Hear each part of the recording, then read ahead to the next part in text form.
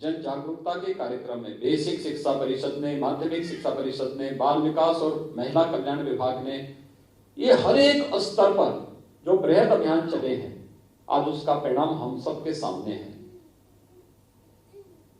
अंतर विभागीय समन्वय की इस ताकत को हम सबको समझना पड़ेगा और उसको उसी रूप में आगे बढ़ाते हुए हमें जापानी इंसेफ्लाइटिस और एक्यूट इंसेफ्लाइटिस सिंड्रोम को पूरी तरह प्रदेश से समाप्त करके दिखाना है कि हम लोग बिना किसी अतिरिक्त खर्चे के कन्वर्जेंस के माध्यम से बेहतरीन प्रदर्शन करके इस महामारी को पूरी तरह नियंत्रित करेंगे।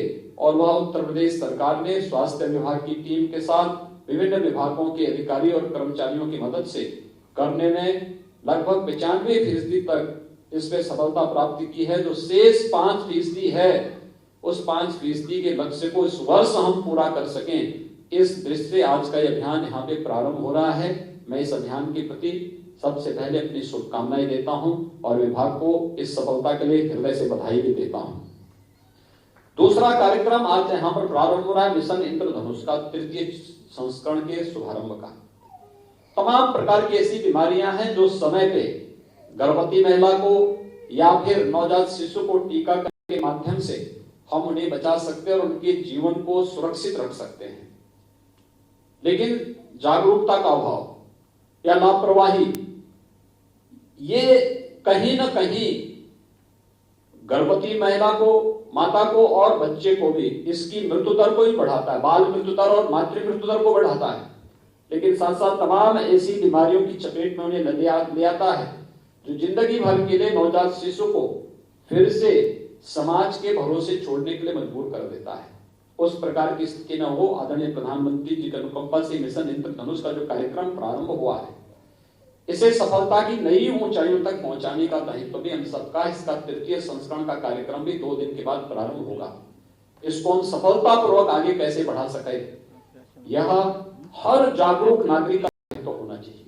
याद रखना, समाज में कहीं भी अभाव होगी, बीमारी होगी, गरीबी होगी, अव्यवस्था होगी या किसी भी प्रकार का कोई भी बीमारी या कोई संक्रमण होगा, तो समाज अपने आप को ये न समझे कि वह अपने आप को सुरक्षित कर पाएगा।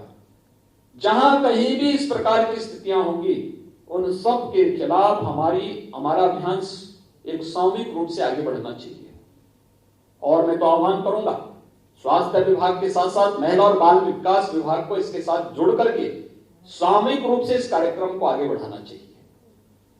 ये अंतर विभागीय समन्वय की ताकत को हम लोगों ने जेई और एएस के खिलाफ चले हुए अभियान के साथ देखा है, और इस कार्यक्रम को भी उसी के साथ हम जोड़ करके देखेंगे तो उसके बेहतर परिणाम सामने आ सकते हैं।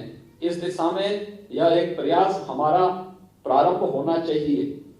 तो तीसरा, तकनीक का उपयोग करके। आपने देखा होगा, अगर तकनीक नहीं होती तो वैश्विक महामारी कोरोना के खिलाफ हम लोग पिछड़ गए होते। यह महामारी व्यापक जनधन की हानि का कारण बनती, लेकिन हम लोगों ने चूंकि जापानी इंसेफ्लाइटिस और एक्यूट इंसेफ्लाइटिस सिंड्रोम के खिलाफ एक टीम वर्क का प्रदर्शन करते हुए इस पर प्रभावी नियंत्रण किया था, तो उसका परिणाम था कि हमने कोविड के खिलाफ भी उस टीम वर्क का प्रदर्शन किया। लॉकडाउन के तत्काल बाद हम लोगों ने टीम 11 का गठन किया। अलग अलग टीम को अलग अलग कार्य दिए गए और एक बेहतर समन्वय शासन स्तर पर यहां पर होता रहा, और अंततः उसका परिणाम क्या रहा कि हम लोग एक एक उस पर विजय प्राप्त करते गए और अंततः 24 करोड़ की आबादी के प्रदेश में हमने बेहतर प्रदर्शन करके देश और दुनिया के सामने साबित किया कि महत्वपूर्ण ये नहीं कि हमारी हेल्थ इंफ्रास्ट्रक्चर कैसा है, महत्वपूर्ण ये कि हमारे पास सामूहिक रूप से कार्य करने की इच्छा शक्ति है, और रोग ही नहीं बल्कि किसी भी प्रकार के संक्रमण पर प्रभावी नियंत्रण करने के लिए अगर हम सब मिलकर के एक साथ प्रयास करते हैं तो सामूहिक प्रयास की अपनी एक ताकत होती है। और ताकत कोविड-19 के खिलाफ चले हुए अभियान के साथ हम सब ने देखा है। तकनीक का उसमें बहुत बड़ा रोल था। आपने देखा होगा जब तमाम प्रकार के ऐप उस दौरान विकसित किए गए और उसके माध्यम से समय पे सूचना देना, कोई व्यक्ति अगर किसी कोरोना पॉजिटिव के संपर्क में आया है तो वह जहां कहीं जाता था तो पहले से अलर्ट जारी होने लगता था। टेक्नोलॉजी की ताकत थी और उस टेक्नोलॉजी की ताकत को आज हम सबको महसूस करना पड़ेगा। आज ई कवच के नाम पर जो एक ऐप यहां पर आप जो लॉन्च किया जा रहा है, जो आगे बढ़ाया जा रहा है, यह इसी तकनीक के माध्यम से ऐसे बच्चों को चिन्हित करना और फिर उस अभियान के माध्यम से टीकाकरण के इस अभियान को प्रभावी ढंग से आगे बढ़ाने में मदद करेगी। चाहे वो जापानी इंसेफ्लाइटिस हो या फिर एक्यूट इंसेफ्लाइटिस के खिलाफ भी एक अभियान जो स्वच्छता और अन्य कार्यक्रमों के माध्यम से प्रारंभ होना है, हम तकनीक का बेहतर उपयोग करके इसे आगे बढ़ा सकते हैं। और मुझे लगता है कि इस समय आत्मनिर्भर स्वास्थ्य, प्रधानमंत्री आत्मनिर्भर स्वास्थ्य योजना के अंतर्गत भारत सरकार प्रत्येक क्षेत्र को स्वास्थ्य के क्षेत्र में आत्मनिर्भर बनाने के जिस बृहद कार्यक्रम को आगे बढ़ा रही है, हमारा प्रयास होना चाहिए कि आज तकनीक का उपयोग करते हुए उन एस्पिरेशनल डिस्ट्रिक्ट में या दूर दराज के जनपदों में जहां पर अभी तक स्वास्थ्य विशेषज्ञ नहीं पहुंच पाए हैं, हम वहां पे टेलीमेडिसिन को लेकर के चले जाएं, टेली कंसल्टेशन की सुविधा वहां देना प्रारंभ कर दें। मुझे लगता है कि विशेषज्ञ चिकित्सकों की समस्या का समाधान टेक्नोलॉजी आपकी कर देगी और ये टेक्नोलॉजी एक नया जीवन दान देगा उत्तर प्रदेश के प्रत्येक उस नागरिक को जो अब तक स्वास्थ्य सेवा से वंचित रहा है। उस तक टेक्नोलॉजी उसके जीवन में एक नया परिवर्तन ला सकती है और ये टेक्नोलॉजी इस फील्ड में भी हमें आगे देने का प्रयास करना चाहिए। मुझे प्रसन्नता है कि आज नवंबर 2020 से 21 प्रत्येक माह की 21 तारीख को खुशहाल परिवार के रूप में आगे बढ़ाने का कार्यक्रम प्रदेश सरकार के द्वारा प्रारंभ हुआ है। एक अभियान का हिस्सा है।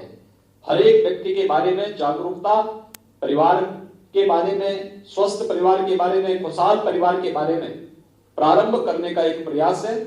और मुझे विश्वास है कि प्रदेश सरकार के द्वारा चलाई गई अलग अलग योजनाएं न केवल स्वास्थ्य के प्रति बल्कि एक स्वस्थ और खुशहाल परिवार के प्रति भी प्रत्येक नागरिक को जागरूक करके उसे आगे बढ़ाने का कार्य करेगा।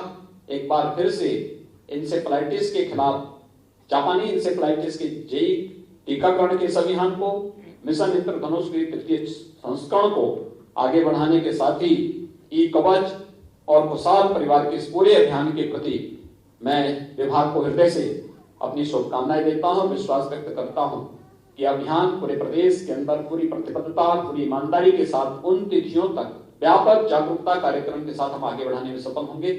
आप सबके प्रति मेरी शुभकामनाएं। धन्यवाद। जय हिंद। नमस्कार, मैं हूं मानक गुप्ता। अगर आपको हमारा ये वीडियो पसंद आया हो तो इसे लाइक और शेयर जरूर करें और हाँ, हमें सब्सक्राइब और फॉलो करना ना भूलें ताकि आप देश और दुनिया की कोई खबर मिस ना करें।